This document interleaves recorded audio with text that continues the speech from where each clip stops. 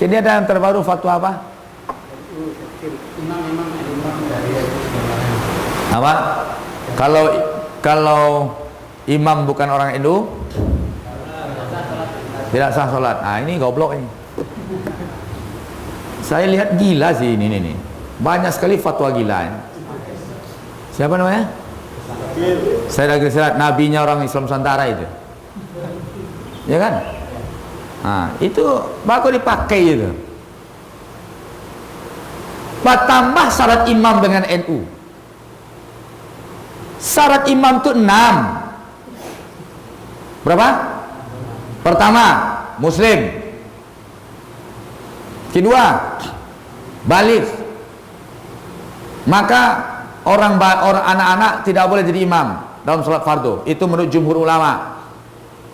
Ya, tapi menurut jumhur ulama untuk sholat sunat sah imam anak-anak yang belum balik. Tetapi menurut pendapat sebagian Hanafiyah yang tegas, mau sholat fardu, mau sholat sunat, nggak boleh anak-anak jadi yang belum balik jadi imam. Syarat keberapa itu?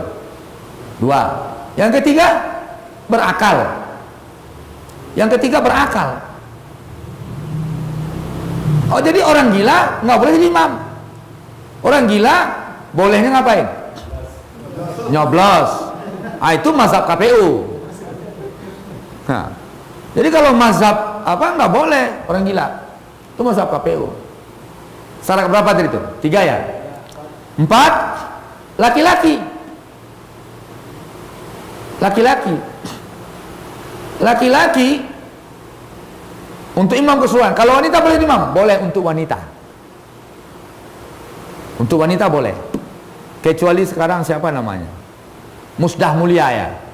Yang membolehkan apa? Perempuan jadi imam. Nah, dia LGBT halal bagi dia. Nah, jadi Musdah Mulia. Oh, enggak mulia apa jauh. Nah, jadi laki-laki. Wanita boleh imam jadi selamat dari uzur. Selamat dari uzur. Orang lumpuh jangan mengimami orang berdiri. Orang lumpuh jangan mengimami orang berdiri. Namun ini pendapat yang terkuat, ada khilafiyahnya. Ada khilafiyahnya. Jadi terus yang keenam, mampu melaksanakan rukun-rukun sholat dengan sempurna. 6 syarat jadi imam. Nggak ada NU di situ. Jadi nggak ada NU. Jadi fatwa Said Agil ini goblok, ini bertentangan dengan fatwa kesimpulan kajian ulama. 6 syarat imam. Nggak ada syarat. Yang ke-7 NU nggak ada itu. Hah? Justru maaf ini. Waalaikumsalam.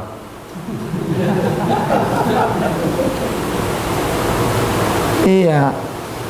Nanti kalau orang yang dipercaya seorang seperti Said Agil, menurut saya nggak sah sholat di belakang Said Agil ini. Nih, viralkan ini. Menurut saya nggak sah sholat di belakang Said Agil. Kenapa? Karena dia nabinya Islam Nusantara. Coba tanya ke ulama lain, apa hukumnya sholat di belakang Nabi Islam Nusantara? Nah, jadi bukan dia yang menentukan sah nggak sah jadi imam, justru dengan dia ini nggak sah jadi imam ini. Jadi menurut saya nggak sah sholat di belakang.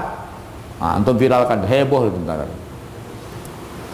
Kemudian prioritas tingkatan imam itu 6. Apa tadi? Muslim, balik, berakal, laki-laki, terus selamat dari uzur, kemudian sempurna memahami rukun sholat dengan sempurna, mampu melaksanakan dan memahami rukun sholat dengan sempurna. 6. Enggak ada yang ke-7, NU, enggak ada itu. Ini goblok. Said Agil ini goblok.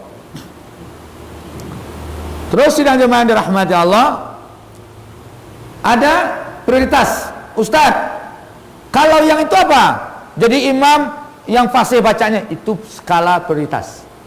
Prioritas kalau ada beberapa imam yang mampu jadi imam, utamakan yang fasih sholat bacaannya. Yang fasih bacanya. Pilih yang lebih wara. Pilih yang lebih wara, yang lebih adil. Kemudian yang berilmu. Itu skala prioritas. Skala prioritas. Nah, kemudian orang yang paling wara, orang yang berilmu, pilih yang lebih tua usianya.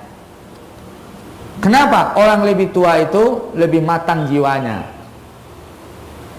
Itu untuk memprioritaskan. Kalau perlu, satu punya anak, satu tidak, dahulukan yang punya anak. Kedewasaan orang yang terlatih dengan punya anak lebih tinggi daripada yang tidak punya anak. Nah, tapi tidak ada dong yang cik rumah aja tiga nak. Yang empek anak. Yang kadang-kadang yang empek itu galau ya, banyak imamnya. Ya. Ini kan banyak juga nih para ustaz. Ya. Nah, kemudian lihat juga kalau ada pemimpin yang mampu jadi imam, ada pemimpin mampu jadi imam, ada yang ada dua orang yang mampu, satu pemimpin pejabat, satu enggak, dahulukan yang pemimpin. Kemudian coba dilihat juga orang ini mana yang paling disukai oleh jamaah. Karena dalam hadis Abu Daud katakan Nabi, jangan kamu mengimami orang yang membencimu. Jadi itu skala prioritas yang perlu diperhatikan juga. Mana yang paling disukai? Orang ini jamaah nggak suka dengan dia, maju jadi imam. Ayalah pajak ke pulau nama jua. Apa kata jemaah belakang? Jadi artinya apa? Rusak salat orang, nggak nyaman perasaan orang. Maka itu perlu juga diperhatikan. Tapi itu apa itu? Kriteria apa namanya? Skala prioritas. Bukan syarat imam.